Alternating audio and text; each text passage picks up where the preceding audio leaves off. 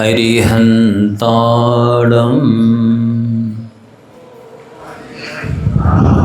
कडमो सिद्धाणं कडमो हायरियाणं कडमो वैज्यायाणं नमलोये शवेशाहुलं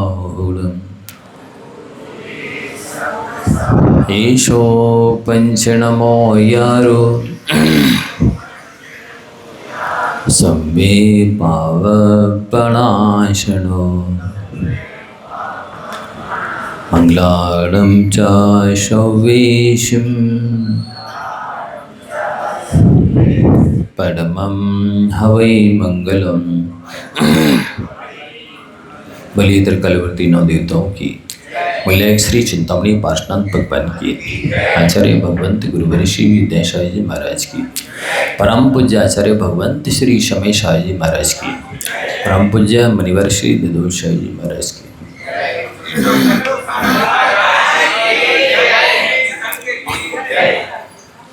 ओ प्यारे दो मंगलाचरण के बारे में कहें या महामंत्र के बारे में कहें, आपको विगत दिनों से बताया जा रहा है। अब ये सामान्य विश्लेषण व्याख्या या प्रवचन न समझे।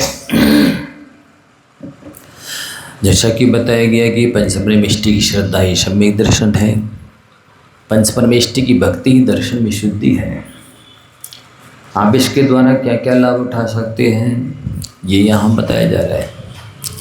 प्राय लोगों को इस महामंत्र की महिमा नहीं मालूम।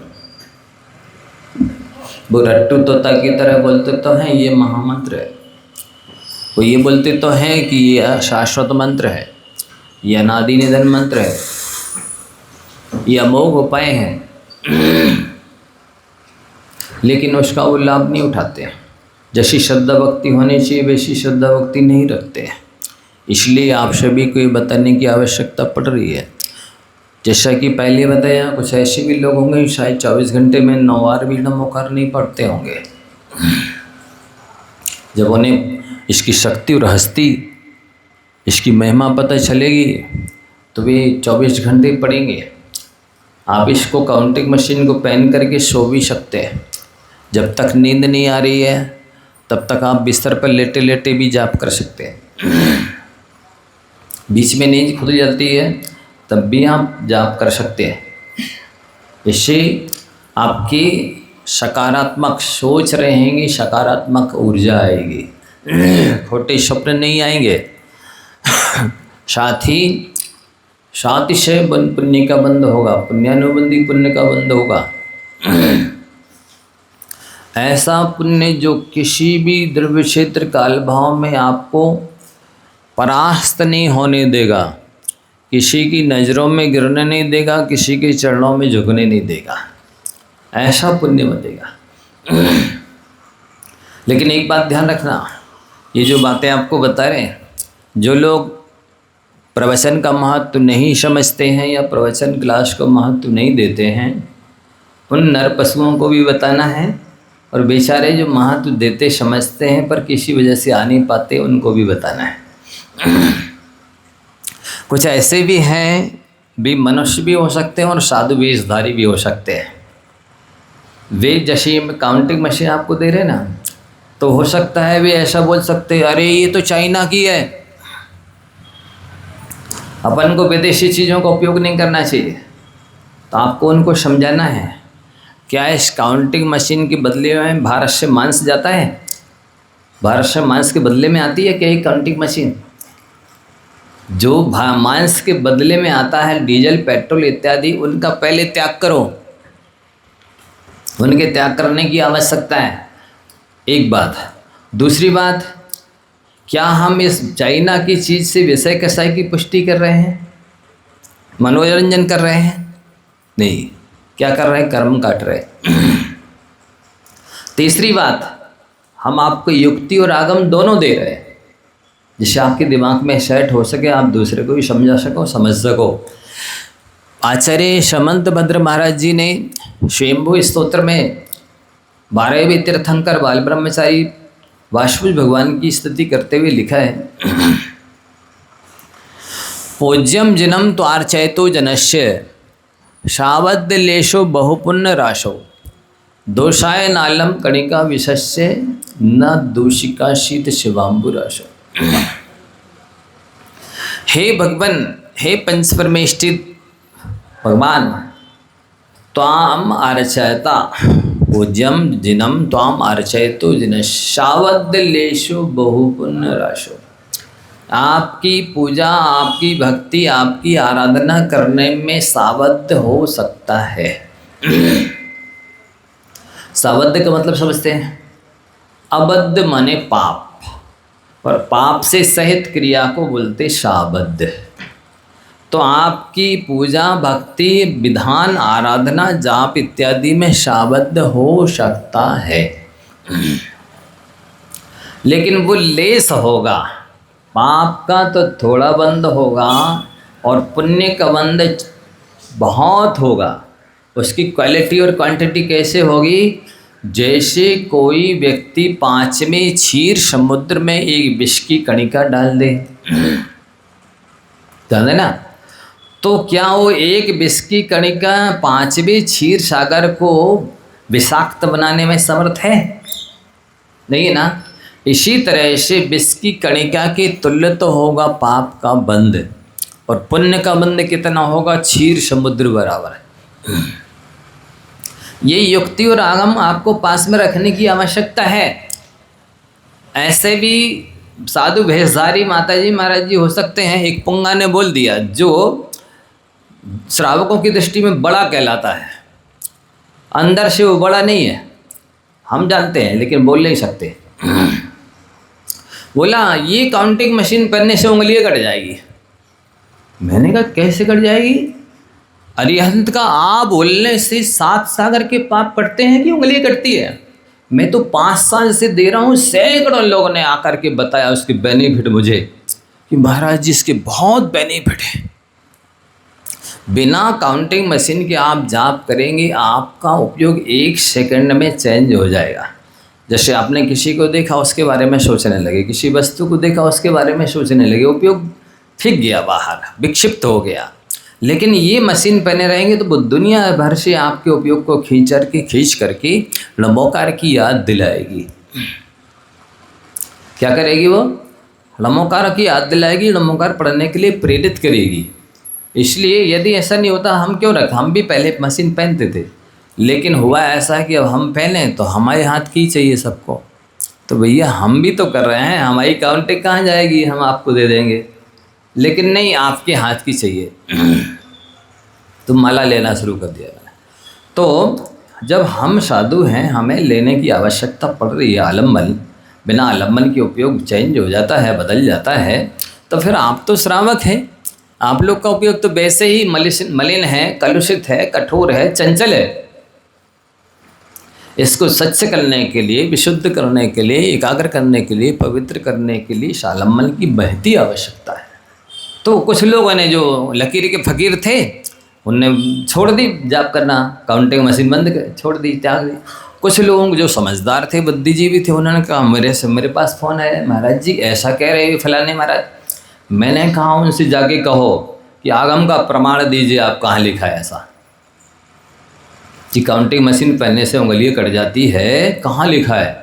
दोनों हाथ हैं, 10 उंगलियाँ किसी भी हाथ में पहन सकते हैं। हमें तो 5 साल में कई लोगों ने बताया महाराज जी मेरे पिताजी मशीन पहने जाप कर रहे थे, उनका स्वर्गवास हो गया। वे पहने सो रहे थे, सुबह उठे ही नहीं, जाप करते करते नींद लग गई उनकी। ऐसे कई घटनाएं लोगों ने सुनाई। महाराज जी हम जा रहे थे, 2 बैल आपस में लड़े और एक बाल हम बच गए, हमको तो कुचल डालते, लेकिन ये काउंटिंग मशीन पहने थे, बच गए। एक महिला ने बताया महाराज जी हम एक काउंटिंग मशीन पहन के सो रहे थे पठारी में, पहली फर्स्ट फ्लोर पर। तो उठे, जैसी आँख खुली और वही विधि जो हमने आपको बताई है कि जो स्वर चल रहा है उसको ऊपर करके उसी हाथ को टेकते हुए श्वास अंदर भरते हुए ओम नमः सिद्धिव्य बोलते उठ गए और नमोकार मंत्र से वही सुरक्षा कवच बनाया और बस जाप किया। और जैसी हमने उनको बोल रखा है, सबको आपको भी बता रहे हैं कि आप कहीं पर भी संभव हो तो शुद्धि के वस्त्र पहन लीजिए, धोती दुपट्टा पहन लीजिए, मंदिर में बैठ जाइए, फिर जाप करिए। नहीं संभव है तो जो कपड़े पहने हैं उससे ही करिए, जहाँ बैठे हैं बिस्तर पर बैठे लेटे वहीं करिए। मुँह में कुछ डला है पान गुटखा तो भी आप जाप कर सकते हो मनपूर्वक। पैर में कोई चप्पल जूते पहने हो तो भी कर सकते हो। हर स्थिति में बिस्तर पर लेटे हो, कहीं भी हो, आप कर सकते हो जाप। तो वो महिला उठी और उजाला अच्छे से नहीं हुआ था, तो वो कहती है अरे ये बेल्ट किसने डाल दिया रास्ते में यहाँ। तो जैसी उठाने को हुई वो इतना बड़ा काला लांग था, सर से नीचे जीना के उतर गया। बोले महाराज जी काउंटिंग मशीन पहने थे, हम तो बिल्कुल पास पहुँच गए थे, काट देता हमें वो। तो ऐसी ऐसी सैकड़ों घटनाएं बताई लोगों ने। 4 व्हीलर से एक्सीडेंट की तो 10 घटनाएं बताई। मेरी 4 व्हीलर 3 पलटी खा गई, सारे कांच फूट गए, सारी गाड़ी मिट गई, पर हमें बाल बांका नहीं हुआ इस काउंटिंग मशीन की वजह से। तो हमें तो आए दिन रोज लाभ बता रहे हैं, एक ने भी नहीं बताया कि महाराज जी हमें इससे काउंटिंग मशीन पहनने से दर्द हो गया, कि उंगली कट गई, कि एक चाइना। अरे भाई इससे तो अनंत गुना पुण्य का बंद होने वाला है। और आपको ही भारत में निर्माण हो जाए, इसका मैन्युफैक्चरिंग होने लगे, बनने लगे, तो हमको कोई जिद थोड़ी है कि हम बाहर से चाइना से बुला के ही आपको देंगे। और इसमें कोई घाटा नहीं, कहीं से कहीं तक इससे विषय कषाय की पुष्टि नहीं हो रही है, आप कर सकते हैं। इसलिए किसी साधु भेषधारी के कहने से भी बंद मत कर देना। ऐसे भी हैं अनादिकाल से हम लोगों का कल्याण क्यों नहीं हो पाया कि एक तो हमें अनुकूल द्रव्य क्षेत्र काल भाव मिला नहीं, कदाचित मिल भी गए अच्छे देवशास गुरु तो भ्रष्टों ने हमें भ्रष्ट कर दिया। क्या कहा? आत्मकल्याण क्यों नहीं हो पाया कि जैसे तैसे अनुकूल द्रव्य क्षेत्र काल भाव मिला तो भ्रष्टों ने हमें भ्रष्ट कर दिया। अब बताइए ऐसे ऐसे भी लोग हैं, कितना भयंकर दर्शन मोहिनी का वो बंद कर रहे होंगे, कितना अंतराय कर्म का बंद कर रहे होंगे, जो बाधक बन रहे, मना कर रहे हैं। साक्षात शास्त्रों में आगम आचार्यों का नाम, ग्रंथों का नाम प्रमाण दे रहे, इसके बाद भी लोग ईर्ष्या वश, द्वेष वश, अज्ञान वश इस तरह के काम करते हैं। हमारा कोई शत्रु नहीं है, वैरी विरोधी नहीं है, साधु का कोई होते नहीं, सबके प्रति समता होती है शत्रु मित्र के प्रति। लेकिन कोई रखता हो ईर्ष्या द्वेष तो वो जाने, ऐसा कथन भी करने वाले मिल जाएंगे आपको। फिर हमने माइक पर बोला, सभाओं में बोला, प्रमाण मांगे कि जिसने बोला है वो माइक का लाल यदि सच्चा है, आगम के अनुसार बोलने वाला, तो प्रमाण देवे। कुछ नहीं बोलती, बंद।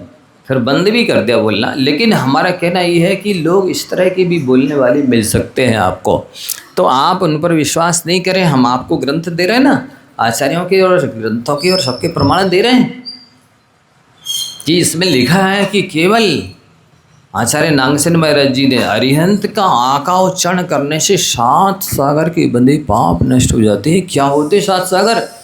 7 समुद्रों को सुई की नोक से खाली 7 समुद्रों में ट्रांसफर करना उसका पानी। कितना लंबा समय लगेगा, उतने समय में जीव कितने पाप बांधेगा, कर्म बांधेगा, उन कर्मों को नष्ट करने की क्षमता है इसके अंदर। और नमो अरिहंताणम बोलते ही 50 सागर के बंधे पाप नष्ट होते। एक बार नमोकार मंत्र बोलने पर 500 सागर के बंधे पाप नष्ट होते। ये प्रमाण दे रहे हैं ना हम। आप क्या चाहते हो? इसके बाद भी यदि गले नहीं उतर रही है तो हमने कल दृष्टांत दिया ही था कि जैसे रामचंद्र जी लक्ष्मण की डेथ बॉडी को दूध पिला रहे थे कि खीर खिला रहे थे, लेकिन वो गले से नीचे नहीं उतर रही थी। ऐसे ही रविशरण आचार्य महाराज जी कहते हैं कि जो अभव्य होगा या दूरानुदूर भव्य होगा उसको जिनवाणी गले नहीं उतरेगी। अब आप देख लो, अभव्य है कि दूरानुदूर भव्य है कि भव्य है कि निकट भव्य है। जो जितने जल्दी गुरुओं की बात आगम के अनुकूल जो कही जा रही है इसको मान लेता है वो उतना निकट भव्य माना जाता है, और जो जितनी देरी से मानता है वो उतना दूर भव्य माना जाता है। यद्यपि आदिनाथ भगवान का की जो शासन काल के शिष्य भक्त थे वे अज्ञानी तो थे पर सरल थे, इसलिए उनको समझाना सरल था। और अजितनाथ से लेकर के पार्श्वनाथ भगवान तक के भक्त सरल भी थे और समझदार भी थे, सो उनको भी समझाना सरल था। अब ये महावीर भगवान के शासन काल के शिष्य मूर्ख भी हैं और वक्र भी हैं। कैसे हैं? मूर्ख भी हैं महावीर भगवान के शासन काल के शिष्य और भक्त हम और आप, और शादी मायावी हैं। इसलिए इनके गले जिनवानी उतारना कठिन तो है। इसलिए जब हम जैसे साधुओं को भी आचार्य श्री एक एक बात को 50-50 बार कहते थे। मैंने लगभग 7-8 साल जितने भी आचार्य गुरुदेव के पादमूल में रहे, उनकी छत्र छाया में एक एक बात को 50-50 बार सुना। एक दिन मैंने पूछ ही लिया, आचार्य श्री आप कई कुछ बातों को रिपीट करते हैं, इसमें रहस्य क्या है? तो उन्होंने ये शब्द बोले कि भाई ये पंचम काल के जीव वक्र हैं और मायावी मूर्ख हैं, इसलिए इनको समझाने के लिए बार बार बोलना पड़ता है। तो ये आप सबको भी बताना पड़ेगा। जो लोग नहीं महत्व समझ रहे आ रहे हैं उनको बताइए कि क्या क्या बताया जा रहा आगम के अनुकूल। जो आपने आज तक नहीं पढ़ा सुना समझा है, जो आज तक जीवन में नहीं उतरा है, वो मेरी गारंटी यदि सुनते रहे तो दिशा और दशा सब कुछ बदल जाएगी। तो अब ऐसे आपको ये श्रद्धांत रखना है कि धार्मिक क्रिया करने में साबंध तो होता है, हिंसा तो होती है, लेकिन वो हिंसा से होने वाला पाप बंद विष की कणिका बराबर होता है, और पुण्य का बंद 5वीं क्षीर समुद्र बराबर होता है। इसलिए किसी के कहने से बहकावे में आकर के छोड़ मत देना, अन्यथा भ्रष्टों के द्वारा अनंत बार अपन भ्रष्ट किए गए हैं, सन्मार्ग से चलायमान करा दिए गए हैं। अब और कोई शंका हो आप लोगों के अंदर तो सबकी समाधान मेरे पास है, लेकिन आप मन में अन्यथा कोई श्रद्धा धारणा बना करके जाप करना शुरू ही ना करें, या करें और कभी कभी करें या छोड़ दें किसी कहने से, तो ये गलत माना जाए। आपको 24 घंटे 12 महीने जीवन भर भगवान का नाम लेना है, जाप करना है, आदि कल्याण करना चाहते हो तो इसकी महिमा और आप क्रम क्रम से सुनते चले जाइए। हम आगम के आधार से बोल रहे हैं, आप आगम का प्रमाण का मांग सकते हैं। महाराज श्री कौन से ग्रंथ में लिखा है, हम सब ग्रंथ और आचार्य शब्द देंगे आपको। एक कथा सुनाता हूँ बीच में, कैसे जीव कैसे कैसे प्राणी इस महामंत्र का आश्रय लेकर के किस तरह से उत्थान को, उन्नति को और कल्याण को प्राप्त हुए। भरत क्षेत्र के आर्यखंड में अयोध्या नाम की नगरी है। इसको विनीता भी बोलते हैं, साकेत भी बोलते हैं, अवधपुरी भी बोलते हैं। कि वहाँ पर राम और लक्ष्मण नाम के राजा राज्य करते थे, ये सभी जानते हैं। उसी नगर वहीं पर उसी क्षेत्र के अंतर्गत एक श्रेष्ठपुर नाम का नगर है। नहीं, इसकी अपन कहानी और थोड़ा आगे चढ़ कर के बदलते हैं। तो हुआ ऐसा कि वो अयोध्या के बाहर महेंद्र उदय नाम का उद्यान है। उस महेंद्र उदय नामक उद्यान में शकल भूषण केवली महाराज पधारे। राम और लक्ष्मण बड़ी श्रद्धा भक्ति से अष्टद्रव्य की सामग्री लेकर के और शकल भूषण केवली भगवान के दर्शन पूजन बंधन परिक्रमा उपदेश सुनने के लिए गए। उपदेश भक्ति पूजा करने के बाद, उपदेश सुनने के बाद विभीषण ने शकल भूषण केवली भगवान से पूछा, भगवान क्या वजह है 1000 अक्षौहिणी प्रमाण सेना का अधिपति सुग्रीव राम के स्नेह भाजन बना? किस वजह से राम का स्नेह भाजन बना है? हमको उत्सुकता हो रही है, जिज्ञासा हो रही है, कृपा कर बताने का कष्ट कर। उत्तर मिला कि श्रेष्ठपुर नाम के नगर में छत्रछाय नाम के राजा राज्य करते थे। कौन से राजा? अब मुझे मालूम है कि आप लोग अच्छी बातें ना दिमाग में रखेंगे ना पेन ड्राइव में रखेंगे। मोबाइल तो रखे रहेंगे, पेन काफ़ी रखे रहेंगे, लेकिन लिखेंगे नहीं, मुझे मालूम है। कौन लिखे? अब ठीक है, समझ में तो आ गया, याद तो हो गया। भले आदम देशना मंडप के बाहर जाते ही भूल जाएं, लेकिन लोगों की याद है बेटे। उनको ये नहीं पता है कि शार्प मेमोरी की अपेक्षा मिट्टी सी लिखावट अच्छी है। तेज स्मृति की अपेक्षा मिट्टी सी लिखावट अच्छी है। 100 बक्का एक लिखा 100 लोग बोले वो प्रमाणिक नहीं माना जाता है, जो लिखा हुआ है वो प्रमाणिक माना जाता है। और एक बार लिखने के बाद में जब बार बार पढ़ेंगे, सुनेंगे, चिंतन मन करेंगे, तभी जीवन में उतरने वाला है, श्रद्धा होने वाली है।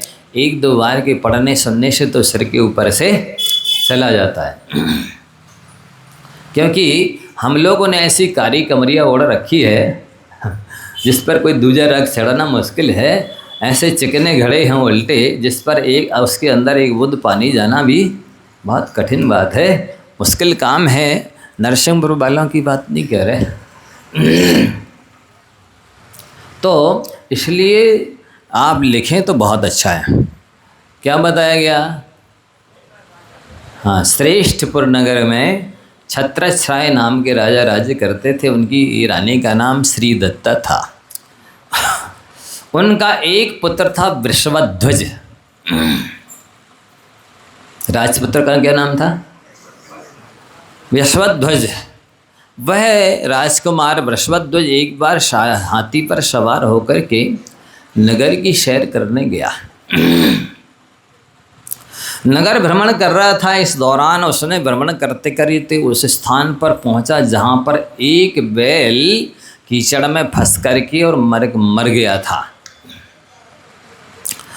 वहां पहुंचते ही उसे एक जाति स्मरण हो गया, अरे इस स्थान पर तो मैं ही इसकी पूर्व अवस्था में बैल की पर्याय में था।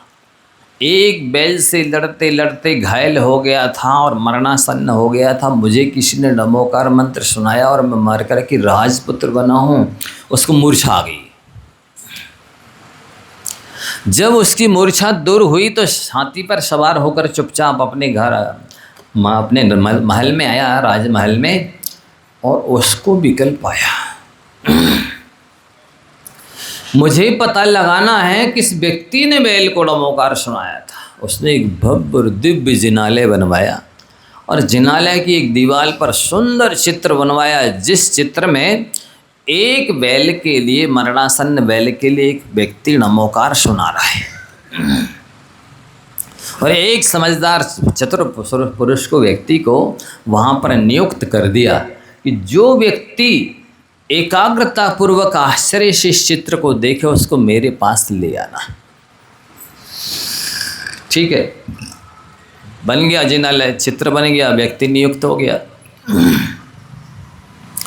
बहुत दिन निकल गए। एक दिन पद्मरुचि सेठ जिनालयों की दर्शन पूजन भक्ति वंदना करके लौट रहे थे कि वो उस जिनालय के दर्शन करने भी गए।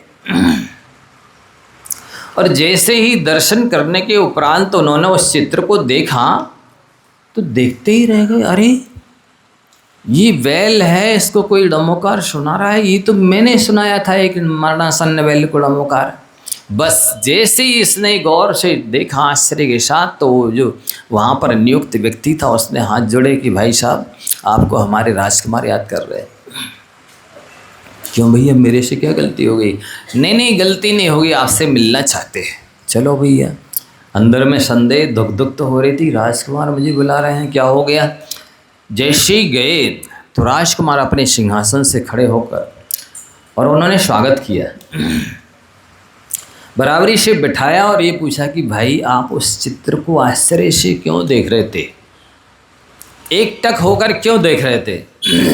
पद्मरुचि सेठ बोले कि राजन, मैंने एक उस स्थान बताया, एक बैल था कीचड़ में फंस गया था, मरणासन्न, वो किसी बैल से लड़ते लड़ते वहाँ फंस गया था, कीचड़ में गिर गया था, तो मैंने उसे नमोकार सुनाया था। अब मैं जानना चाह रहा हूँ कि वो बैल का जीव आखिर कहाँ गया मर करके। तो राजकुमार तुरंत चरणों में गिर गया, बोला वो तो मैं ही हूँ जिसको आपने नमोकार सुनाया था, वो बैल का जीव मैं ही हूँ। मैं उस बैल की पर्याय से आपके नमोकार मंत्र सुनाने के प्रसाद से राजकुमार बनाऊं, और ये राज जब मेरे हाथ में है, अब कृपा करके आपने मुझे इस अज्ञानी निकृष्ट पशु की पर्याय से राजकुमार बना दिया, राजा बना दिया है। अब आधा राज्य आप स्वीकार कीजिए। उस राजा ने अपने जैसा बना लिया उसको, अब दोनों ने राज का भोग उपभोग किया और धर्म ध्यान दान पूजा इत्यादि करते हुए दोनों मरकर के ईशान स्वर्ग में रिद्धिधारी देव हुए। वहाँ के ठाट बाट वैभव भोगने के बाद परंपरा से चल कर के पदरुचि श्रेष्ठ तो बने राम और वो बैल का जीव बना सुग्रीव। अब जिस समय सीता हरण हुआ तो बिना निवेदन के बिना आग्रह के सुग्रीव अपनी 1000 अक्षौणी प्रमाण सेना लेकर के राम का सहयोग करने के लिए आ गए और पूरी तरह से तन मन धन से राम का सहयोग किया सीता की प्राप्ति पर्यंत, राज की प्राप्ति पर्यंत, और वे आपस में एक दूसरे का सहयोग करते रहे। बंधुओं, आप समझ सकते हैं इस महामंत्र की महिमा। देखे कहाँ तो बैल की निकृष्ट पशु की अज्ञानी की दशा और कहाँ राजा बनना उसी अगले ही पर्याय में महामंत्र के प्रसाद से। और फिर आगे चलकर ईशान स्वर्ग में गया, वहाँ के भोग भोगे, वहाँ से चल कर के और कितना अद्भुत वैभव ठाट बाट पाया। और इसके बाद में वे एक दूसरे का सहयोग करते रहे। वास्तव में जो जिसको एक बार भी उपकार करता है, जिसका उपकार किया गया है, वो जन्मांतरों में अनंत बार उसका उपकार करता है। जो एक बार किसी को सताता है वो अनंत बार जन्मांतरों में उसे सताता है। जो एक बार जान से मारता है वो अनंत जन्मांतरों में अनंत बार उसे जन से मारता है। और बचाता है तो रक्षा करता है।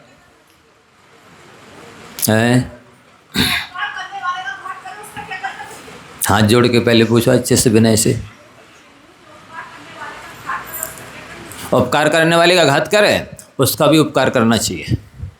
बिल्कुल, जब तक कंठ में प्राण रहें तब तक लिखा गया है दया धर्म का मूल है, पाप मूल अभिमान, तुलसी दया न छाइए जब लग घट में प्राण।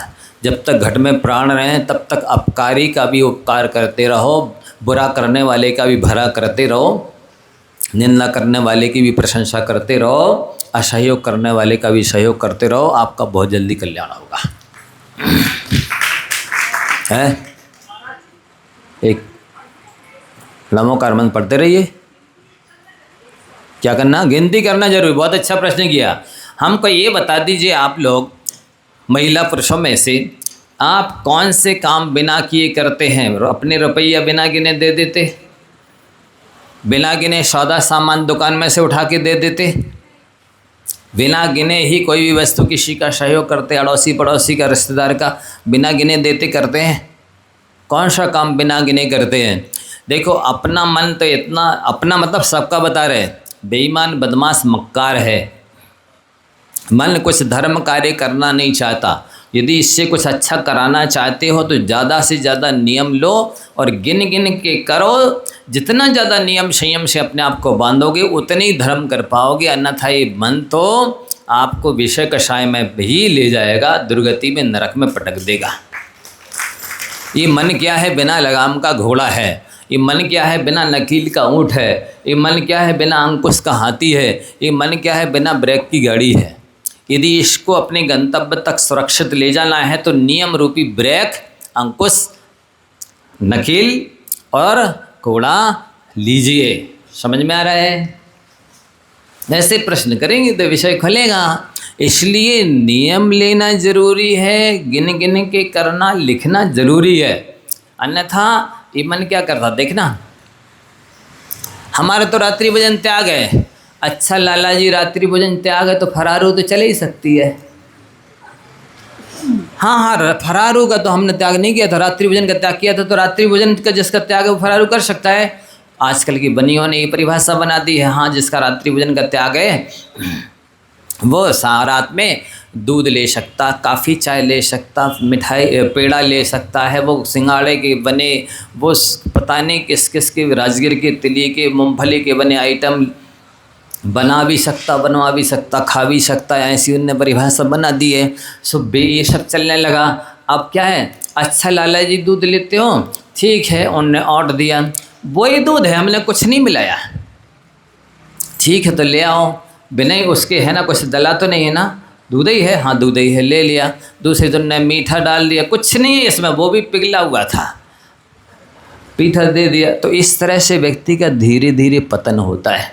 ये मन इस तरह भ्रष्ट करता है। एक व्यक्ति का आलू का त्याग था, अब वो गया रिश्तेदारी में, भाई साहब हमारे यहाँ तो आलू की सब्जी और पूड़ी बनी है, अब तो बोले पानी पानी दे दो, चल इसका पानी का त्याग नहीं मेरा। अब पानी दे दिया वो आलू की सब्जी का, अब वो छोटे छोटे गट्टे आ रहे थे, उसने कहा कोई बात नहीं अपने आप आ रहे हैं ना, आने दो। तो इस तरह से ये मन व्यक्ति को भ्रष्ट करता है, पतित करता है, शिथिलता धीरे धीरे आती है।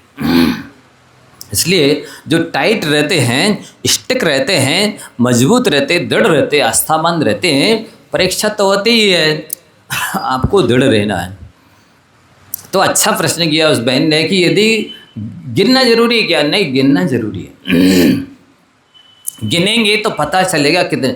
कई लोग कहते हैं महाराज जी हम तो दिन भर नमोकार पढ़ते। मैं बिल्कुल नहीं मानता, मैं कहता सफ़ेद झूठ बोल रहे तुम, सरासर दिन दहाड़े बिल्कुल नहीं पढ़ते।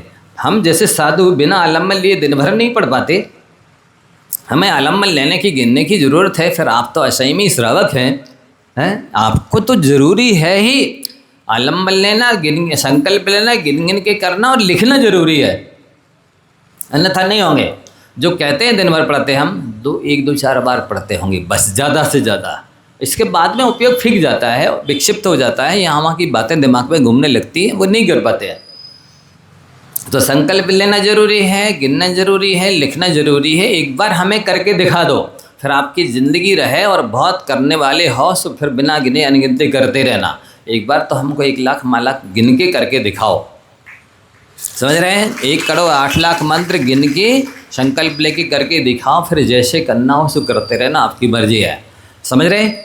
इसलिए करना जरूरी है, गिनना जरूरी है, संकल्प लेना जरूरी है। हाँ लिखो, बिल्कुल लिखो, जरूरी है। वो पीछे इसमें कोरे कागज है, तारीख डली है, लिखना जरूरी है। आप ये पाएंगे कि अभी 9 बार भी नमोकार नहीं पढ़ रहे होंगे तो 25 50 100 माला फेरने लग जाएंगे। जितनी श्रद्धा होगी, विशुद्धि होगी, एकाग्रता होगी, जागरूकता होगी, उतनी ज़्यादा जाप मंत्र होंगे।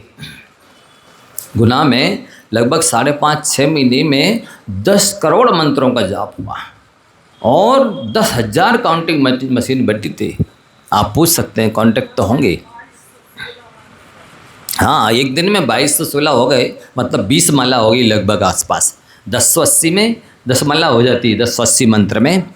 तो हाँ, वो बढ़ती चली जाएंगी दिनों दिन, रात दिन करिए, बिस्तर में ले। जो कहते हैं हमें टाइम नहीं मिलता है, हम बहुत व्यस्त हैं, वो लोग व्यस्त नहीं हैं, अस्त व्यस्त हैं। यदि हाथ में पेन ले लें तो बहुत सारा बीच में टाइम मिलता है। जब वो यहाँ वहाँ की बातें करते हैं, यहाँ वहाँ का सोचते हैं उल्टा सीधा, उस समय में भी करें, और रास्ते चलते आते जाते जो समय मिलता उसमें करें, और बिस्तर पे लेटते जब तक नींद नहीं आती है, बीच में नींद खुल जाती है, उतने टाइम करेंगे तो भी 25-50 माला हो जाएगी। जो लोग बोलते हैं ना हमें बिल्कुल टाइम नहीं है, श्रद्धा होगी, विशुद्धि होगी, एकाग्रता होगी तो वो भी कर सकते हैं।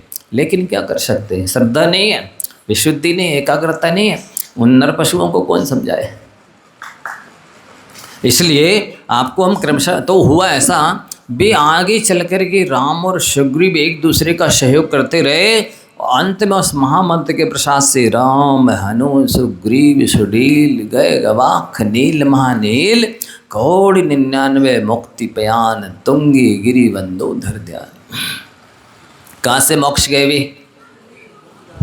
बैल का जीव सुग्रीव और पद्मरुचि शेठ का जीव राम, दोनों ही मांगी तुंगी से मोक्ष गए। ऐसी इसकी महिमा है। और देखिए क्या क्या लिखते हैं आचार्य परमेष्ठी। ये तो आप सबको याद हो गया ना कि श्रद्धा विशुद्धि एकाग्रता से जो भी श्रावक 1 लाख माला, 108 मंत्र की एक माला होती है, ऐसे 1 लाख माला करते तो मंत्र कितने हो जाते हैं? 1 करोड़ 8 लाख। इससे तीर्थंकर प्रकृति का बंद होता है। दूसरा प्रमाण एक तो उमास्वामी श्रावकाचार्य का हो गया, आचार्य उमास्वामी महाराज का। अब कोई ये कह सकता है, ऐसे भी बहुत सारे लोग हैं 1.5 अक्कल लगाने वाले, एक्स्ट्रा बुद्धि लगाने वाले, बनिया बुद्धि लगाने वाले बहुत हैं। यहाँ का तो मुझे पता नहीं, लेकिन फिर भी तो दूसरे वो कह सकते हाँ किसी भट्टारक ने लिखा होगा, किसी पंडित ने लिखा होगा। पूर्वाचार्यों के दृष्टांत दीजिए। मैं पूर्वाचार्यों के भी ग्रंथों के आचार्यों के नाम देता हूँ, एक नहीं अनेक दूंगा। मैं जो बात कह रहा हूँ उसको मैं गाली भी दूंगा ना, और आप प्रमाण मांगे कहाँ लिखा है महाराज जी बताइए, आप सत्य महाव्रती हैं, भाषा समिति के धारी हैं, बताइए कहाँ लिखा है गाली दे सकते, तो मैं आगम का प्रमाण दे दूंगा। मेरे से सोच समझ के प्रमाण मांगना, भेज दूंगा सबके जो कुछ बोलूँगा। आचार्य वादीप सिंह सूरी पार्श्वनाथ चरित्र में क्या लिखते हैं सुनो। जिन्होंने पंच परमेष्ठियों के नाम से उत्पन्न समस्त विघ्नों को हरने वाला, कितने विघ्नों को हरने वाला है महामंत्र, समस्त विघ्नों को हरने वाले, नित्य ऐश्वर्य के साधक, ऐश्वर्य दिलाने वाला, विघ्नों को हरने वाला और ऐश्वर्य को दिलाने वाला। नमस्कार मंत्र का जिनने पूर्व में जाप किया है अथवा जो त्रिशुद्धि पूर्वक मन वचन काया की शुद्धि पूर्वक निरंतर, वर्तमान में निरंतर लिखा है, शब्दों पर ध्यान दीजिए, गौर कीजिए, मार्क कीजिए क्या क्या शब्द लिखे जा रहे हैं। पंच परमेष्ठियों के नाम से उत्पन्न समस्त विघ्नों को हरने वाले, एक बात, समस्त विघ्नों को, आपको इसके अलावा कोई विघ्न है आपका बाकी, जब लिख रहे हैं कि समस्त विघ्नों को हरने वाले। दूसरा ऐश्वर्य का साधक, अब इसके अलावा कोई दूसरा ऐश्वर्य और है जो आपको चाहिए जो नहीं दे सकता, ये समस्त ऐश्वर्य का साधक। नमस्कार मंत्र का पूर्व में जाप किया है अथवा त्रिशुद्धि मन वचन काया की शुद्धि पूर्वक वर्तमान में जाप कर रहा है, निरंतर लिखा है, सुबह शाम दोपहर नहीं लिखा। क्या लिख रहे हैं? निरंतर 24 घंटे जितना ज़्यादा से ज़्यादा कर सकते हैं जाप करते हैं। बेज्ञान वाले, किसे क्या नहीं करे।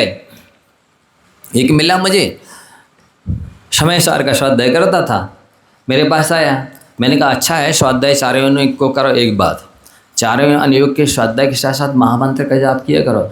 बोले मैं मंत्र नहीं पढ़ सकता, मैं तो आत्मा का ध्यान करता हूँ। क्या कहता है? मैं नमोकार मंत्र नहीं पढ़ सकता, मैं तो आत्मा का ध्यान करता हूँ। साधुओं के लिए आत्मा का ध्यान करना दुर्लभ हो रहा है, वो असंयमी अज्ञानी आत्मा का ध्यान करेगा। और बड़े बड़े श्रुत केवली गणधर आचार्य, आचार्य उपाध्याय साधु भी अंत समय में नमोकार मंत्र ही पढ़ते हैं, इसी के द्वारा स्वर्ग और मोक्ष प्राप्त करते हैं। आप लोगों ने आचार्य महाराज की समाधि देखी होगी व्हाट्सएप वगैरह पे, क्या सुना रहे थे मुनि महाराज? नमोकार मंत्र ही सुनाया जाता है, वही पढ़ा जाता है, इसके माध्यम से ही कल्याण होता है। उनको ये पता नहीं, वे कहते हैं नहीं हमारी समाधि हो तो हमें नमोकार नहीं सुनाना, हम आत्मा का ध्यान करेंगे। ऐसे आगम विरुद्ध धारणा करने वाले जीव हैं, इसलिए मैं 100 प्रमाण दूंगा 100 ग्रंथों के। आप लोग अच्छी पक्की धारणा बना लीजिए, इसके बाद भी आपको कई पंगे ऐसे मिल जाएंगे साधु भेषधारी जो इससे विचलित करने की कोशिश करेंगे। आप विचलित मत होना। फिर आगे लिखते हैं आचार्य सोमदेव महाराज, अभी किसके दृष्टांत दिए? उमा स्वामी महाराज, वादीप सिंह सूरी। तीसरा सोमदेव आचार्य महाराज उपासका अध्ययन में क्या लिखते हैं? ये जो पहले हम श्लोक आपको पूजन का बता चुके हैं, इस वस्तुतः उपासका अध्ययन का गाथा श्लोक है। अपवित्र हो चाहे पवित्र हो, अच्छी तरह से बैठने की, पद्मासन लगाने की सामर्थ्य हो या पैर फैलाना पड़ता हो, कुर्सी पर बैठना पड़ता हो, लेटना पड़ता हो, कैसी दशा दुर्दशा में हो, नमोकार मंत्र का जाप करोगे सारे पापों से छूट जाओगे। अब सारे पापों के अलावा और कोई पाप है? बोलो, सारे के बाहर जो रह गया हो इशारे से बता दो। कोई नहीं रह जाता है, सब पापों को नष्ट करने की क्षमता है। हिंसा, झूठ, चोरी, कुशील, परिग्रह, निधत्ति, निकाचत, कैसे ही कोई भी पाप किए हो, विषय कषाय किए हो, इस महामंत्र की आराधना से नष्ट होते हैं। ये बात अलग है। ये अभी एक सज्जन कह रहे थे, महाराज जी बहुत से पाप किए हमने, और वो पापों को हम आपको बता नहीं सकते, आप तो प्रायश्चित करा दीजिए। ऐसा प्रायश्चित होता नहीं है। प्रायश्चित तो पूरा द्रव्य, क्षेत्र, काल, भाव बताना पड़ता है, बिल्कुल शिशु की तरह सरल हो करके। अहंकार छोड़ के मायाचारी के छोड़ने, अहंकार गलाओगे, मायाचारी गलाओगे, सत्य बोलेगे तभी तो पाप कटेंगे, पुण्य बंद होगा। सो मायाचारी तो छोड़ी नहीं, छुपा के रखे सारे पाप, बताए नहीं, और वो सत्य बोला नहीं, अहंकार छूटा नहीं, अब कैसे कर्म गले? जल्दी से कल्याण करना हो तो गला दीजिए, मायाचारी को छोड़ दीजिए, अहंकार को गला दीजिए और सत्य का आलम्बन ले लीजिए। और नहीं तो इस मंत्र में सामर्थ्य है आप श्रद्धा विशुद्धि हर तरह के कथन शास्त्रों में है। देखिए, जैसे आप भोजन करते हैं ना, तो एक ही आइटम से आपका पेट भर जाता है कि यह सब कुछ लगाना पड़ता थाली में, है ना। इसी तरह से आचार्यों ने कहा है केनापि पायेन फलम ही साध्यम। यदि आप अपना कल्याण करना चाहते हो तो जितने आलम्बन